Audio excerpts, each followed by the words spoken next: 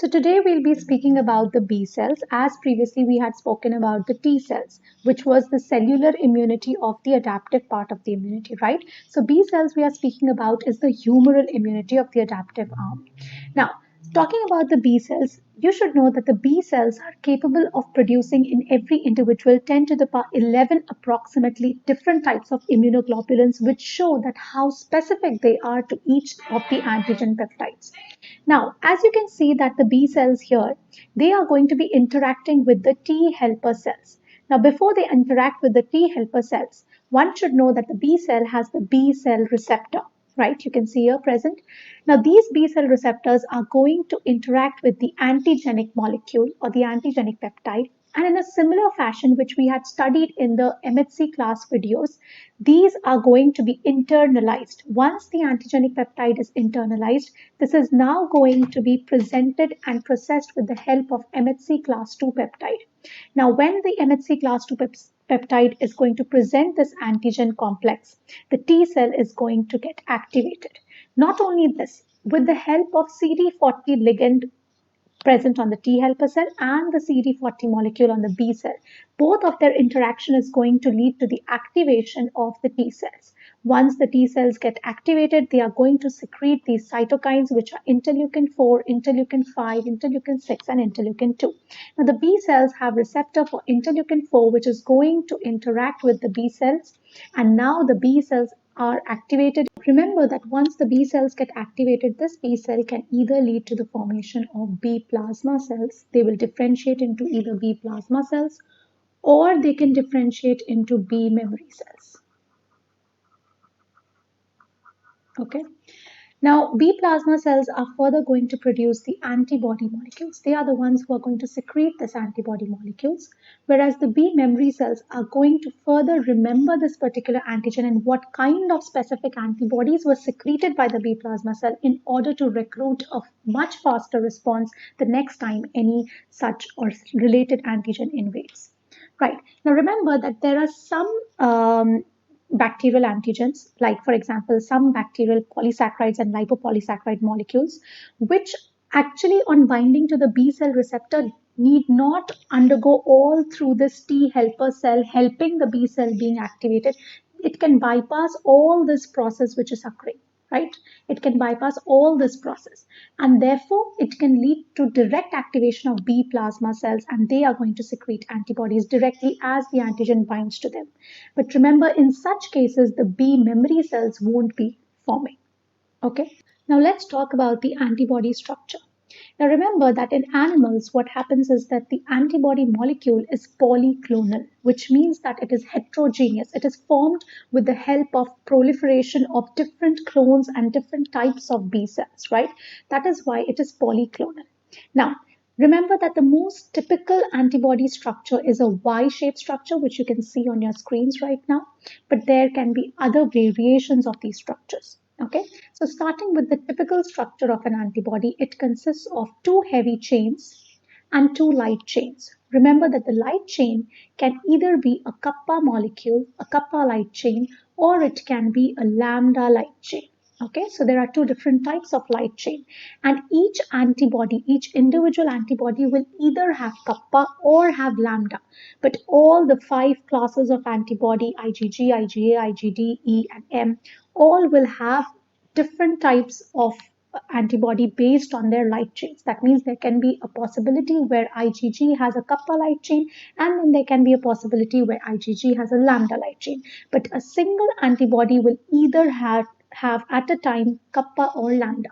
Now, the heavy chains, for in contrast with the light chains, they will be only one type in each antibody class. For example, the heavy chain for IgG heavy chain is known as the gamma heavy chain.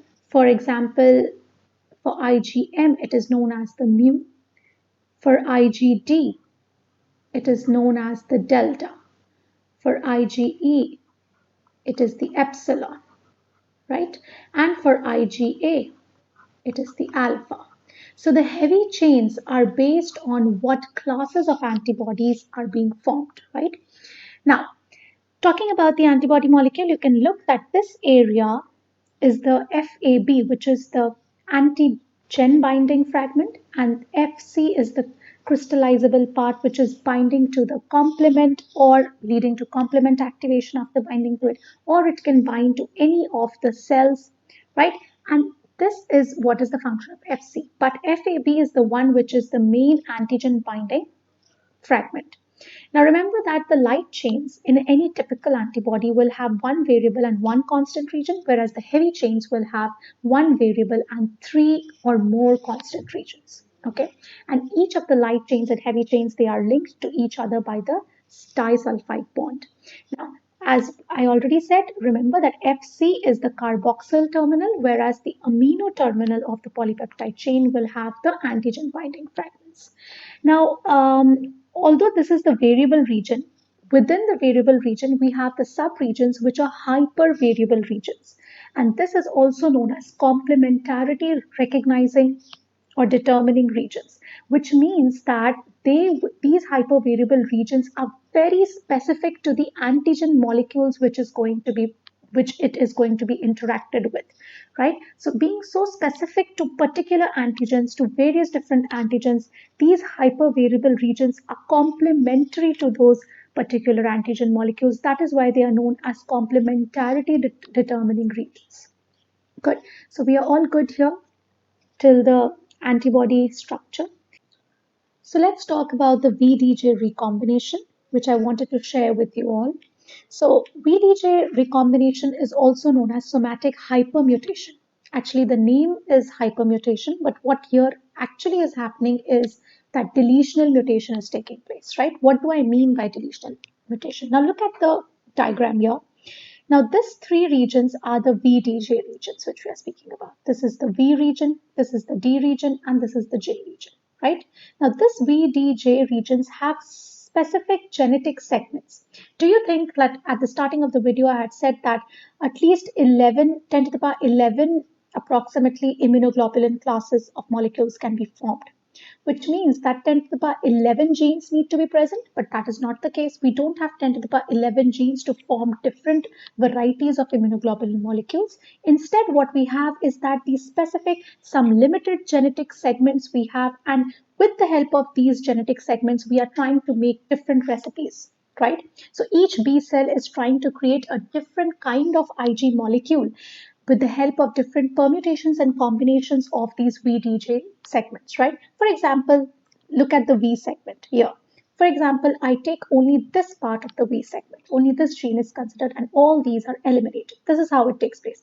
From the D gene segment, I'm taking this G3. From the J, I'm taking J1. And once these all are taken, this is known as VDJ recombination, and here you get VDJ recombination. Now, all three is known as the variable gene. Okay. Now, this will determine the variable subunit, consequently, of the antibody molecule which we were talking about, right? Now, from the constant region, remember that here takes place class switching. Why do we say that normally in immature B cells, it is always the IgM type of or class of B cell which is predominant, or the IgM antibody is predominantly secreted? That is because mu, as you know, that it forms the IgM antibody. So directly from VDJ, directly this segment is taken, and it's always the IgM. That is why. Because adjacent to the J segment from the constant region of genes, mu is the next one. That is why the IgM class of antibody is made. But for example, whenever this is no in the normal cases, for example, whenever an antigen invades, that time what happens is that the B cell is trying to make various permutations and combinations and undergoing the VDJ recombination to find a specific match which fits best with the antigen, right? That is what we are trying to find out. And then it will help in the proliferation further of that particular kind of subunit of antibody. Whatever is created from that variable gene, now that subunit and that particular antibody is going to be proliferated. So that lots of antibodies we have of that particular, but before proliferation we need that specificity with the antigen, and for that specificity to be created we need this processes to be going on. Now from the constant region, what happens is that either of these, not all, either of these are going to be put forward in the combination. Now, normally what happens, because adjacent to J we have IgM, the mu gene segment, that is why mu is put forward. But in class switching, what happens, for example, IgM does not work. They start testing it with, now they'll cut off this gene segment. Now, the next adjacent to J now is the delta, which is the D. So IgD antibody is going to form. This is how class switching occurs. Instead of IgM, IgD.